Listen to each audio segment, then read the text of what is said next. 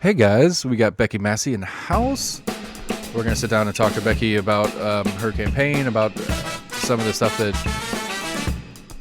what it means to do the job and what the job is, because as you guys know, we haven't had a lot of incumbents to talk to about how things work, and so we actually get a little bit of a civics lesson. We're going to try to squeeze a little bit of civics lesson in today and talk to her about some of how things work, how you get assigned to committees, whatever we can figure out, because we're interested in those kind of things as well. We're almost in agreement at gmail.com. Hit us up on Facebook, Twitter, YouTube. We're on most major podcast providers. If we're not on one you like, shoot us an email and we'll see if we can figure it out. So she's on the hard clock, so let's get started. All right, we have Becky Duncan Massey in the room, and we're gonna talk about this race coming up. We got a week and a day before this is all said and done. This came up fast. Like, we were like, hit the August break and all the primaries were out of the way, and we're like, okay, we got some time to finish getting all these people in. And then all of a sudden I was talking to Kathy, right? Yes. I was talking to Kathy trying to schedule you, and I was like, well, we could do it Monday because I had a cancellation, or we could do the week after that. And I was like, no, we can't do the week after that because that is election eve. We need to do it Monday. Let's get this in there. And so thankfully we got to work it out and get you in the room, and I appreciate you coming. And so thank you for having me. Excellent. So one of the things for me that makes you special specifically today is that we haven't had a lot of incumbents. It's, at least for my ballot, almost everybody's brand new. I think outside of the president, and all the yard signs I have on front, everybody's new except for you and Trump, theoretically, if I go through my whole list of all my yard signs. Well, you've got Burchett would be on Oh, that's your true. ballot, Yeah, you're right. Would be an incumbent also. Correct. And so for me, it's an opportunity to talk more about what the job is on a day-to-day. Sure. As much as it is about what your stance is and running on stuff and some of the particulars that are hot button issues right now. And so one of the things I always like to talk about is, like, what is a session like, as far as like, how do the pieces move? Who do you like? Because I understand that you're on the some of the subcommittees. One of the health subcommittee is one of them, if I recall correctly. It's in the Senate. We don't have standard subcommittees. It's all the committees. So I serve on the Health and General Welfare Committee. Okay. And then I chair the Transportation and Safety Committee. Okay. So as far as, like, again, like, some of this for us is just civics class as much as it is about what's going on. And so, so you've got elected to the seat to represent District 6. How do you go about just being a general person in the Senate to having either being assigned a committee? Is it an assignment thing? Do you volunteer for it? How does that work? Well, the lieutenant governor assigns everybody to their respective committees. So everybody's in a committee. It just depends on. Everybody is on at least 2 committees. They might be on 3. Okay. But everybody is on 2, and you do turn in your preferences, and they try to work with you as far as your preference. I have actually been on these 2 committees since I was first elected. Okay, and so that reminds me of a question. So this is your 3rd run? It's actually my 4th, but the first one was a special election. It was for a 1-year term. Okay. Jamie Woodson, who was my predecessor, stepped down to run that statewide collaborative on education reform, that education foundation. Okay. And so I had 2 weeks at that time to decide to get into the race. Okay. It was kind of hectic summer. I was still running Sir Thomas Center, which is an agency serving adults with intellectual disabilities. So I was juggling that, campaigning, putting together a campaign.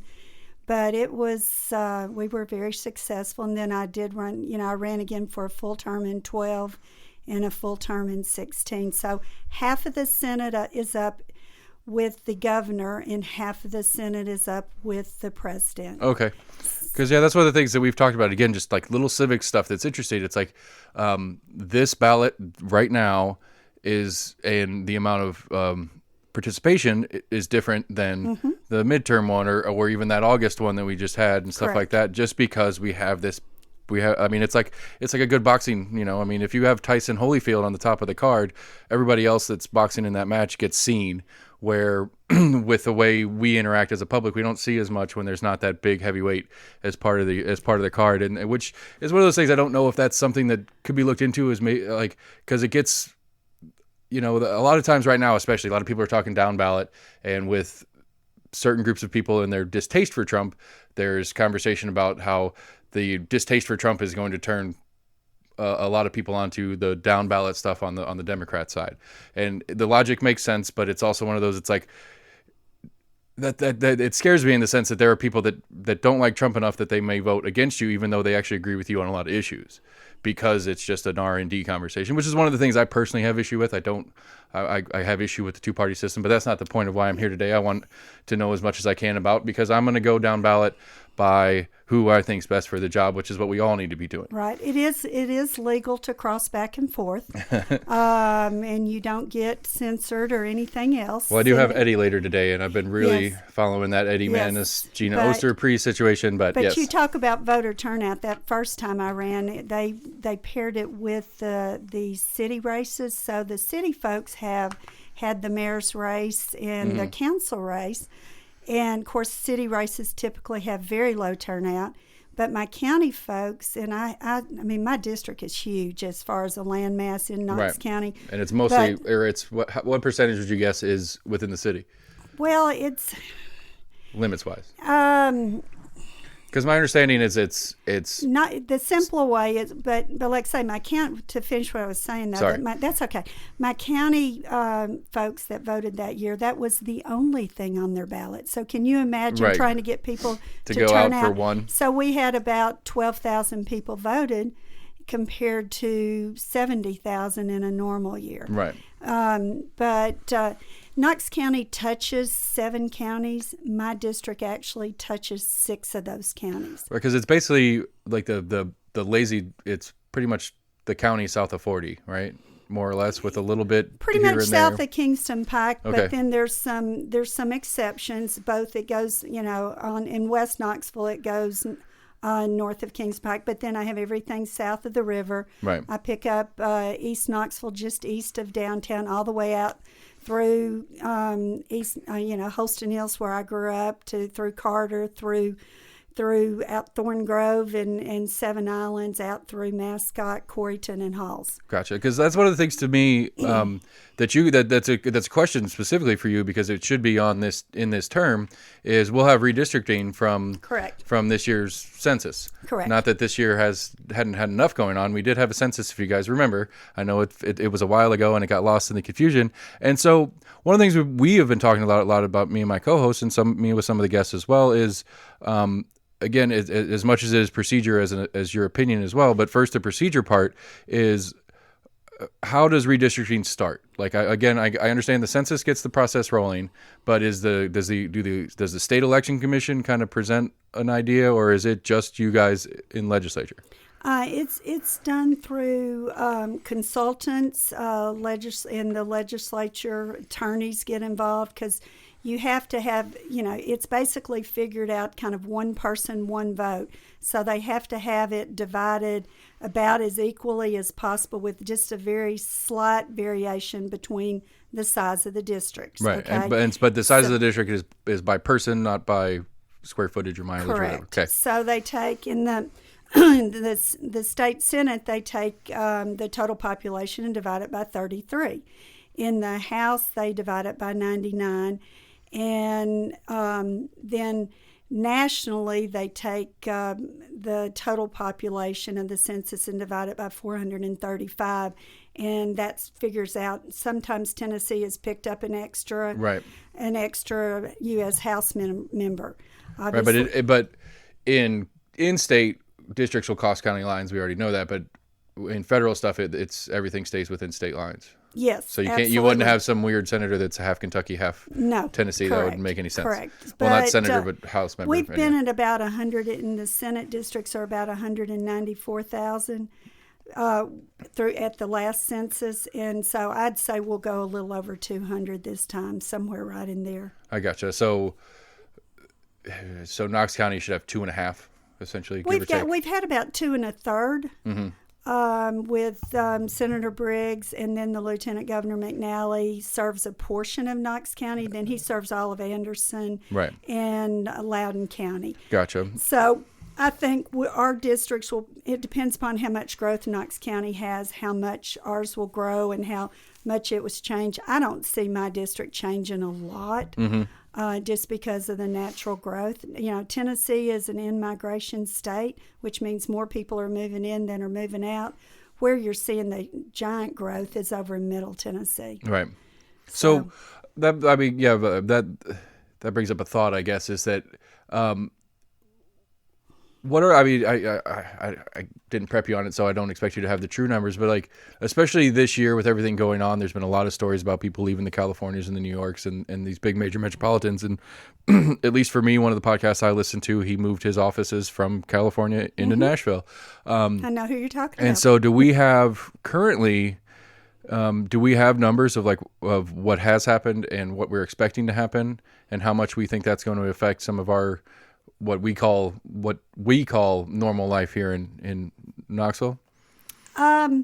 Knoxville's growing, like say, not as big as Middle Tennessee. The projections are by, I think it's 2050, Rutherford County is going to be bigger than Knox County, which is wild to think about that. Right. But we're still growing, and so we're not at a point that we're going to lose anybody. Right. It's just our districts will get a little bit bigger, I think, as far as the population. Like say, when I was first elected, I was redistricted that next year. So from 11 to 12, my district changed. And I actually I lost Fountain City and kind of Inskipped area, and I picked up inner city Knoxville. Okay. So one of the things that I've had that's been a running theme of mine personally, which is a little bit out of your purview by job title, but it goes into what we're talking about right now as far as the population changes, is whether or not going metro would be useful for Knoxville. It's something I've been really interested in. And this is more of a personal thoughts question than a stance, because I don't think your seat could do anything. I mean, could you refuse that if it came through? It wouldn't matter? Not to my knowledge, we could. The only thing I'd have a vote on it, just like you would. Right, as a citizen, okay. As a citizen, and I've been through it twice, I guess, since we voted on it. It's been a good while though. Because for me, it's one of the big questions as a resident of Knox County and right on the edge of the city line where I live, is that the question to me is do we as county and city residents currently want this growth, and what can we do about which version of that want we have? Some of it's inevitable. We can't stop it. I get that, but that one to me is that it's a troubling question. Anyway, not important for what we're talking about today. So, again, and for those that listen regularly, you guys know that I don't super prep for shows. I do that on purpose because I want to learn more from the person than from the internet, because the internet's hit and miss. But I did have one pop up yesterday that I was looking at, and that it was let me look it up, make sure I quote it correctly, because it's the integrity test, I think is what it's called. Let me make sure I read the political courage test. Do you recall taking that? I do so much with everything that I tell you, one thing that I did do recently was a little 13-year-old girl over in Middle Tennessee developed a campaign pledge, and she was upset about a mayoral race that got kind of nasty in her hometown, and she felt like that she could do something by getting candidates to sign a pledge to be civil to each other, basically. Right. And, of course, that's one of my pet peeves, and probably the thing that I'm most concerned about public service now is the incivility and the disrespect at times. Right. And I was raised that you respect everybody. Now, I do. If somebody gets real hateful to me or is very disrespectful, I tune them out. Right. But I try to be. Anybody is welcome in my office. I will meet with everybody as much as physically possible. Right. And try to show them the respect. So this pledge said, I won't bully, I won't destroy their yard signs, I won't yell at them, I won't make personal attacks, and I did a virtual signing with this young lady last week, and it's neat seeing. I love investing in young kids. because they're our future. Right. And so I don't remember the political courage test. I'm sorry, sometimes. I mean, it seemed like I read through it and it seemed to fit what my understanding of at least the party says right now, because I've had Randy Pace in here and a number of other Republicans, and most of the stuff seemed to run, kind of logically where it should.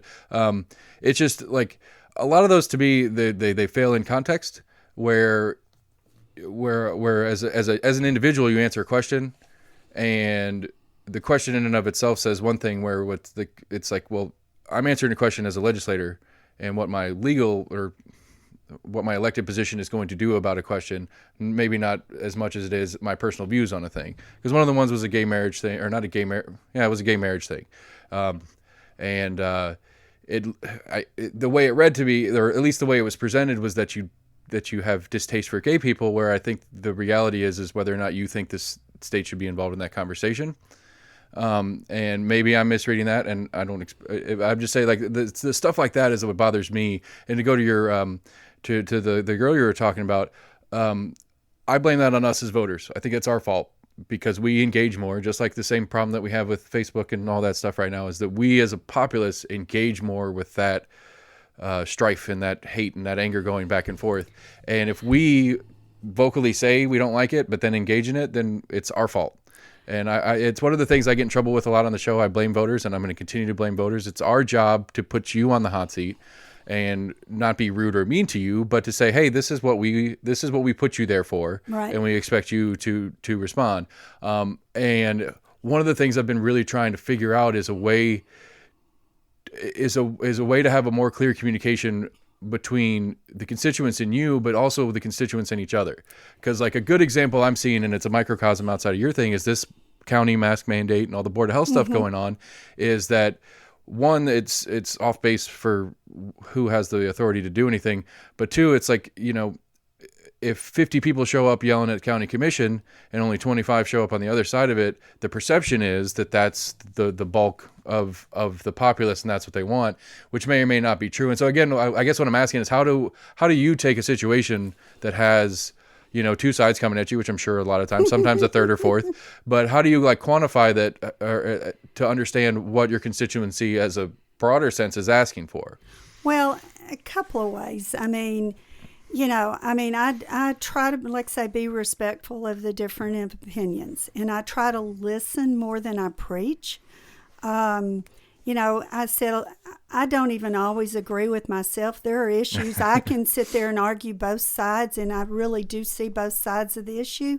Thank goodness the majority of the things that you vote on in the legislature pass with bipartisan support. I mean, over 90 to 95% pass with bipartisan support. And there's just a few that really are, I could sit there and vote yes, I could sit there and vote no, and but you got to kind of split hairs sometimes to decide. But I tell folks, I said, please try to be respectful in your conversations with your elected folks, because you might not agree on that one, and it's okay to be passionate, and you can express your passion without being hateful. Mm-hmm. I've gotten emails that have said I'm disgusting, or that they want to puke, and and it's not necessary. Let's talk, let's be respectful. And because we might not agree on that issue, but I guarantee you, even somebody that I'm far apart with, I guarantee we probably agree on at least 7 out of 10 issues, if not 8 out of 10. Right. And so, that's one of the big things for me too. And if you close out that conversation, I'm the baby of my family. When anybody yelled at me or fussed at me or told me I couldn't do something, my general tendency is to do the opposite. Right. Now I don't always do that, but it's still, you've got to keep those lines of communication open. Right, I agree, because one of the big things, and I had a fun test in it, and it was a good time. I had both county chairs sit in here, and we did a whole episode with it. Had a great time, and because I think, and again, going back to that whole, I think we enjoy the fight. I think whether we mean to or not, there's some level of, we like to engage with the fight as a public, and we need to figure out how to work our way out of that. In that, I would argue that everybody I've had sit in that chair across from you has eight or nine of those 10 things that they're all more or less maybe a different path on how to get to the goal, but the goals are similar, are very similar. But we spend too much time fighting over and focusing on where the differences are. Well, and I tell you, I blame it on two things. Okay. And I've watched politics my whole life. I never thought I was going to be the one in this kind of a seat. I was running Sir Thomas Center, and that was my life mission. But 24-hour news cycle in social media. Mm-hmm. The one sits there and feeds you the information you want to hear, and the other one gives you that mechanism to say something behind closed doors, basically, where you wouldn't probably say it to somebody's face. Right. Mike Tyson has a good quote on that. It's like we've gotten all too used to not being able to say something without having to worry about getting punched in the face. Yeah. I mean, it's just in the two things. And I always say the only person I'm totally responsible for is myself and how I act and how I treat people. And I honestly, really, absolutely try to treat everybody with respect and with dignity. As much as possible, but and I encourage everybody else to do the same thing. Right, and that's one of the points I'm trying to get across. It's a supply and demand issue. The supply is there because there's demand for it, not there's an oversupply for it, so we deal with it. And so again, I like to blame voters a lot for a lot of things. So this is your fault, voters. You are responding to this, and so the politicians and the parties at play. Are reacting to what you're responding to. So ignore it when ignore the junk and get it out of the way. So we got a couple minutes left. I know you got a hard out here in about 10. Yeah. No, we can do 15. 15. Okay. So we're gonna like some of the issues that I see that are at least conversation issues in a number of the different races that are going on. Obviously, budget's a huge one going into this year. I'm curious if you have any thoughts on what's happening right now, because countywide, at least statewide, we're up in revenue this year. We're over projections, not necessarily up. But it was, but these we actually budgeted very conservatively, not knowing how long the pandemic was going to last and how it was going to affect. But we're above projections post. In this fiscal year's budget. Post-pandemic. So it wasn't projections that we had. So these are projections not year over year. Yes. Okay. Because that's what I didn't know if they were projections that were set in December of last year or something like that. We passed two budgets this year. Mm-hmm. In March, we were tooting right along. And of course, this was right after the tornadoes. Mm-hmm. And the tornado actually ran through Nashville a half a block from where I stay. Mm-hmm. I had to hang out in my closet. I was on the phone with my husband, but anyway, so we were coming back 2 weeks later, and they said, okay, we're going to go ahead and pass a budget, not do anything else this week, pass a preliminary budget so we can go home, and we went kind of in lockdown. We went back, and that was, we passed that first budget, and then we revised it in June when we went back, based on, advice from the economists like Bill Fox from UT, who's, he's one of our most respected state economists, and he's from the business school, the Boyd School of Business there, and they put several things in place. But, they asked each department to take a 12%, to identify a 12% cut based on how revenue was coming in and things like that. Right. So part of the reason we were a little bit above projections is they said the CARES Act money that has been funneled into the community, and people have been spending that. Right. And then, the extra unemployment that people were getting. Because to me, I'm having negative impacts of that, because we're having a hard time hiring right now, and I blame it on that. I may be off base, but it's hard to talk somebody into coming back to work when they're going to make less working than staying home. Because I've been essential, and so I would much rather be here doing more of these and still making as much money than going to work every day. But it's weird. It's a weird thing to complain about being essential, but it's like it's been really hard to rationalize. Like, honestly, like it's like, I understand that I'm being a crybaby about it. Like, I get it, but it's like I have one of my best friends on the planet. He got laid off and all that kind of stuff. And, you know, he's hanging out, he's running out. I think he's up in Anderson County hunting today and stuff like that. And it's like, you know, I'd want to be hunting today. I don't, you know, I want to be doing this. This is my most fun. But if this wasn't going on, I'd be up in the woods hunting today if I didn't have to go to work. Well, one of the things that's interesting is there's a Harvard study that has said that Tennessee is rebooting our economy and recovering quicker than any other state. There was another study done, I forget where that was. I'm not real good on statistics, so I bring extra ones with me in case I need them. But that Tennessee was one of 10 states that was best prepared for an economic downturn. Right. That's something that I'm very impressed with, that again, this, me kind of diving headfirst into politics in locally in the state of Tennessee, and that rainy day fund thing that we do was, I was pleasantly surprised as I learned more about that. But then we're coming up, like right now, like how much are we dipping into right now? Well, basically, according to the economists, they said that it's really going to be about a 3-year recovery. Mm-hmm. And they said the first year, until you really see how deep it needs to go, if you can avoid going into the rainy day fund, you're best not doing it the first year. So that's been the method that Tennessee is approaching. Okay. You know, it's there if we need it, but like I say, revenue is coming in above what we had projected. Just in the road money alone, they had projected last year a $100 million decrease, mm-hmm. Shortfall. And they actually were breaking even at the year's end. Okay. They had projected, I think, $250 decrease this fiscal year, and I think it's going to be, they've downgraded that to $100 million. So, it's coming in, but like I say, the rainy day fund is there, but you're best not using rainy day fund for recurring expenses. They're better for one-time expenses. Right, specific, okay. So there's a big difference when you look at the state budget on what's recurring and what's non-recurring. I gotcha. Okay, so to go into to continue into some of the issues going on right now, we've got the voucher bill fight. How much of that is in the Senate? Is that something that's on your plate? Well, we voted on that 2 years ago, or 2 sessions ago. Uh-huh. So that would have been in 19. Sometimes they blend together. No, I understand. And I did not vote for the ESA bill. Okay.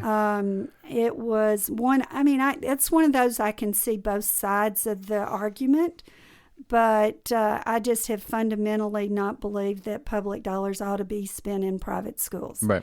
And so it's a fundamental base belief that I've had, and I come from a line of public educators. Right, because you were talking earlier about arguing with yourself and changing your mind. That's one for me, because like I could see this side, I could see that side. I like this part. Yeah, I understand the challenges they have in some of the cities, but that was a fundamental belief. I have been endorsed by the local teachers and the state teachers organizations, because I have been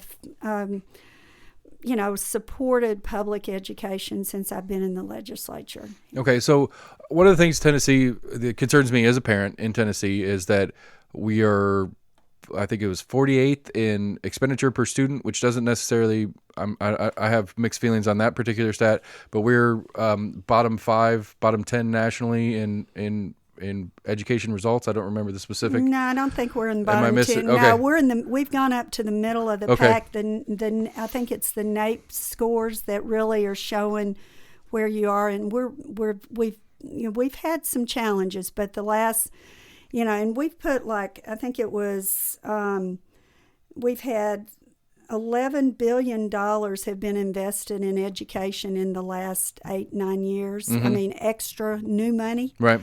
So we are adding that to it. So my question on that, I'm sorry to interrupt, but my question on that specifically is like $11 billion over the last whatever period of time, and that has correlated with a raise in the results on the other side. Like there's data to show that we're spending that money and we're getting results for it, or are we just spending more money? Yes. Okay. We are getting results. Obviously, I can name at least 5 different fields that there's some kind of funding stream through the state government that there's not enough money to pay the people totally what they're worth. I mean, it's just, that's life.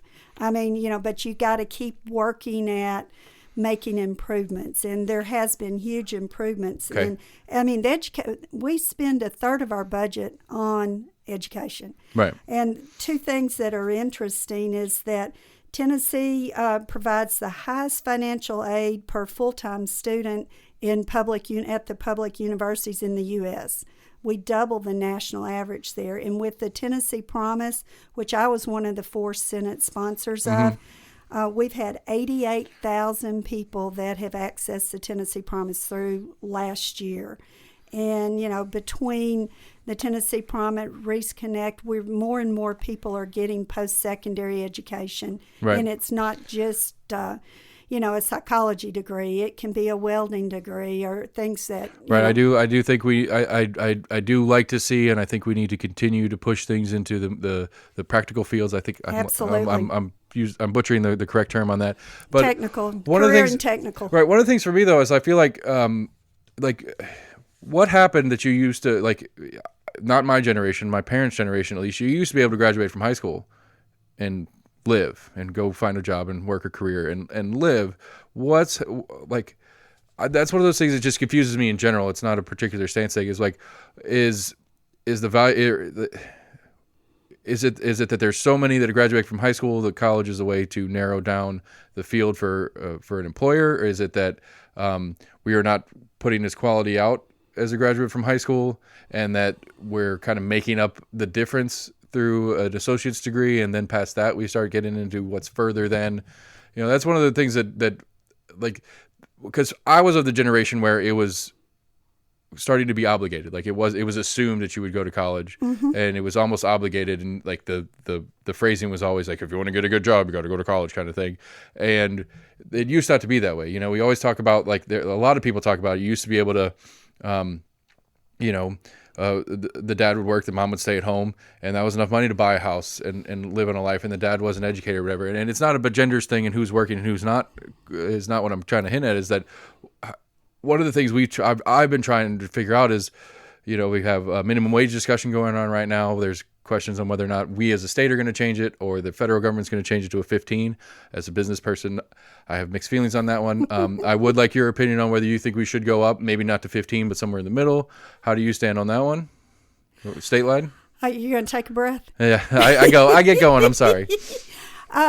Well, let me back up, and then I'll try to, because you asked a lot of things. I do that. I know. I think, and like I say, and I don't know the answers on this, but I think that, probably in our parents' generation, and I'm older than you are, but I think there were more hand-skilled labor, whether my grandfather was a country farmer and a preacher, up in Scott County. And, it's so it wasn't as critical because people worked harder. The work ethic was a lot more significant than it is now.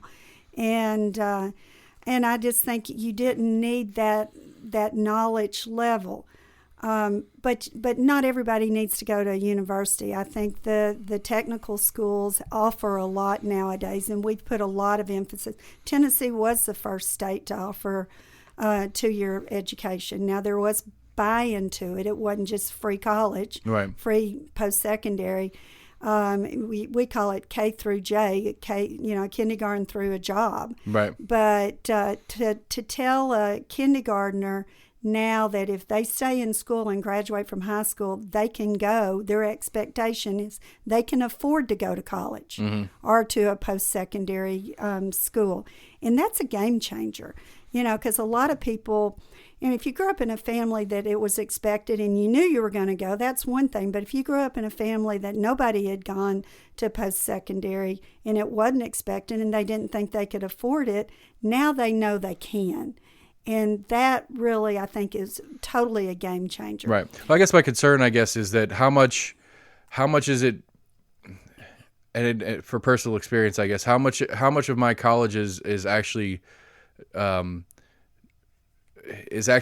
pushing me to a new level of education and understanding and ability and productivity, I guess is the main word to chunk on, is how much more productive am I with the education that I got in college that I didn't get in high school.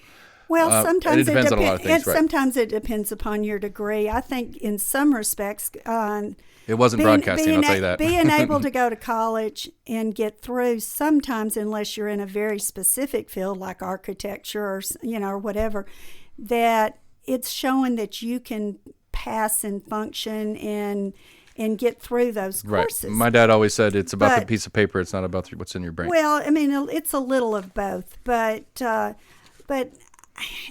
on a national task force right now that's looking at the future of work and looking at how to make sure we're giving opportunities to a diverse group of folks, more of the disenfranchised folks, to make sure whether it's people coming out of prison, whether it's people with disabilities, or whether it's people that are in historically low unemployment rates or low economic scenarios. But, work is changing. I mean, more thing is going to be automated, and we're going to have the report out here in December. And, it's been interesting doing a deep dive in that. And so that's fascinating. The one thing I'll say about a minimum wage, and I think ultimately that's got to be a federal issue, but the thing that I'm concerned about, I think everybody should be paid a reasonable wage for the work that they do. Mm-hmm. But I am concerned if it's just arbitrarily automatically raised to $15 an hour, or, if you've got a young, minority or a young kid that hasn't worked and they can't get a job at $10 an hour, how can you expect them to get a job at $15 an hour and get that, that first rung of the opportunity ladder? Right. And that's not fair. Right. That's a tough right. And I have one more question. Work experience is really important, and learning how to show up and put that effort into it is real important. All right. Well, we ran out of time. I had one more that I really wanted to do. Well, I don't know, because this one will go down for a while. Okay. Go ahead. One of the big things that's been a conversation about a number of different candidates for a number of different seats is the Medicaid expansion talk. Okay. Because at least with a couple of the Democratic candidates that I've talked to, is that they sell it as a no-brainer and that it's free money, and it's like there's no such thing as free money for starters. But I can't. I agree. I've tried to personally make the argument against taking Medicaid expansion, and I don't know the ins and outs enough to form that argument against the Medicaid expansion, and so let me back up a second. Where do you sit on that? Well, let me just back up a little bit. When Governor Haslam introduced Insure Tennessee, I felt like that was a reasonable proposal.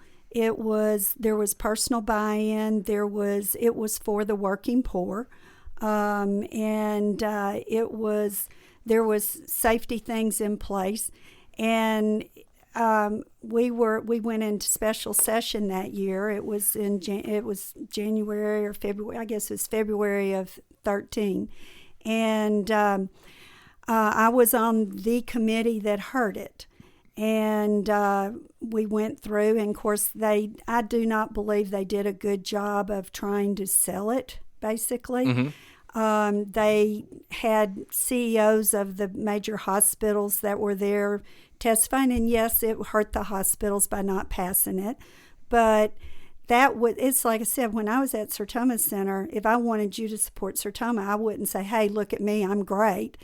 I'm saying, I want you to meet, Jonathan, who was homeless, and now he's being served by Sertoma, and he's got a job, and this is why we need it. Right. And so we needed to see the people that it affected.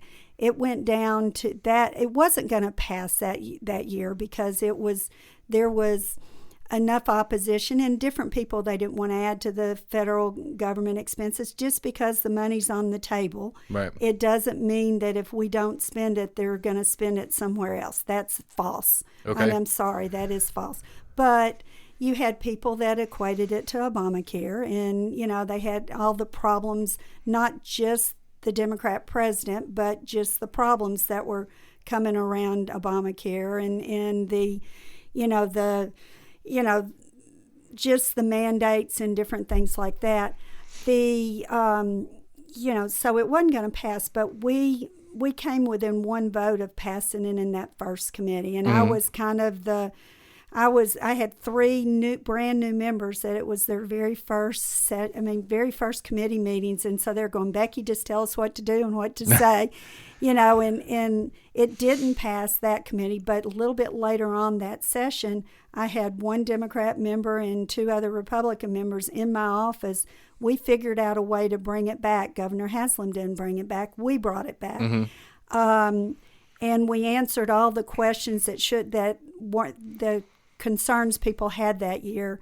And we passed it within an hour out of our health committee that year, our regular health committee. Right. It did get killed in Commerce Committee that year. So, you kind of have to be a realist when you're in the legislature too, and a lot of times work behind the scenes to see what's possible and what's not. So I've been an advocate for other possible health solutions that will increase, whether it's our health clinics that increasing the access and increasing ability for health access throughout the state, whether it's telemedicine, whether it's these free medical clinics that we have through the health departments and different things, and looking at extra funding for some of those. And then also looking at preventative health measures, right. Because, Tennessee's biggest problem with our health is our 3 lifestyle choices: obesity, smoking, and physical inactivity. And so I was on a task force that looked at chronic health conditions this year and how we could do more preventative type measures. And of course, it got kind of waylaid by the COVID disruption. Right, understood. Yeah, because I'm in I don't want to go down that road. We'll leave it alone. We're on a hard out. I appreciate you so much for coming. I wish you the best of luck. I tell you website, what, any of those contacts? BeckyMassey.com. Okay. And I do an e-newsletter. If I'm honored to be reelected, you just contact my office, or you can sign up through my website.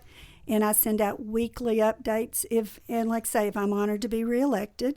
And and if I'm honored to be reelected, I'd be happy to come over and do something during the session, or we could do it from Nashville. Ooh. So I'd be happy to. No, I need to be unessential for me to have time to go to Nashville to do that. Well, no, I can do. I can. Oh, we can phone in, right? We can phone in, sure. Whatever, whatever, or on a Friday, but like I say, I just feel like that I have the experience, the leadership, and the knowledge to get things done in Nashville for our district. And, I've done a lot for vulnerable people, from sexual assault victims to the elderly to the disabled. And of course, that's my life passion. And I will continue to try to be a voice for the voiceless over there. So thank you for having me. Becky, thank you so much for coming. All right. Special thanks to Becky Duncan Massey, everybody. We appreciate her for coming in and talking to us and educating us about some of the things. She gave me the Tennessee Blue Book for 2019-2020. Not exactly sure what it is. It's got a bunch of cool stuff in it, though. It tells about the different agencies and departments and the history and who's had the seats and some stuff like that.